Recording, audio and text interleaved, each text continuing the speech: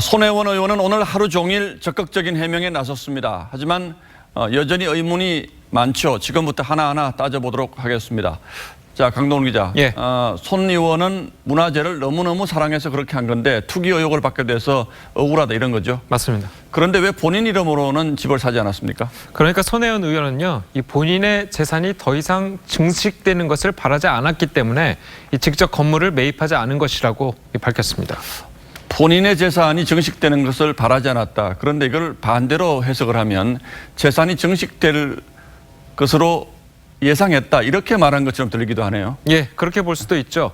예, 그리고요, 이 남편 명의의 재단 앞으로 매입한 건물들은 이 둘째치고 이 조카들 명의로 된 건물들은 각각 1억 원씩 증여까지 해가면서 매입한 겁니다. 예. 자, 그런데 이 조카 2명 중에 이 두 채의 집을 공동 구매한 23살의 조카의 경우는요, 이 본인이 산 게 아니라 집안일 때문에 구매를 한 것이라면서 자, 어린 나이에 무슨 생각이 있어서 건물을 샀겠냐, 자, 이렇게 인터뷰를 했죠. 그래서 야당에서는 차명 투기한 것 아니냐 이런 주장이 나오는 거죠. 예. 그런데 손 의원의 공개된 재산은 얼마나 됩니까?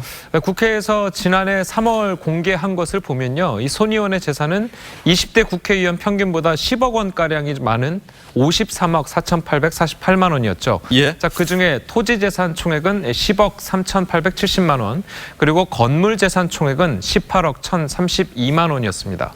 자, 다만 이 차명 투기를 했다는 의혹에 대해서는 이 손 의원이 돈을 증여해서 구입한 것이기 때문에 이 실소유주라는 증거가 없고요. 그리고 손 의원은 되팔아서 차익이 발생한 적이 없다 이렇게 이야기했지만 시세가 오른 것은 부정할 수 없는 사실이겠죠. 국회 문화체육관광위원 게다가 여당 간사 아닙니까? 예. 이런 지위에서 이렇게 한 건 문제가 없습니까? 예, 우리 속담에요, 오얏나무 아래서 이 갓끈을 고쳐매지 말라 이런 말이 있죠. 이 문화재청장과 직접 만나서 이야기할 수 있는 위치에 있는 만큼 이 불필요한 오해를 막으려고만 했다면 굳이 문화재 지정 가능성이 있는 건물들을 주변인에게 권유까지 해가면서 매입하려고 하지는 않았을 것이라는 생각이 드는 것은 사실입니다.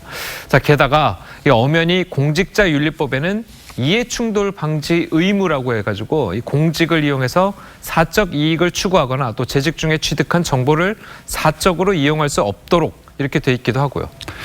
예, 남편 소유의 재단이 있죠. 여기에 예. 돈을 증여해서 부동산을 산 건 투기라고 할 수 없다 이런 주장도 하고 있는데 이것도 맞는 얘기입니까? 예, 그렇습니다. 그런데 불과 2년 전까지만 해도 이 손 의원은 정반대의 말을 했었는데요. 직접 비교해서 한번 들어보시죠. 예.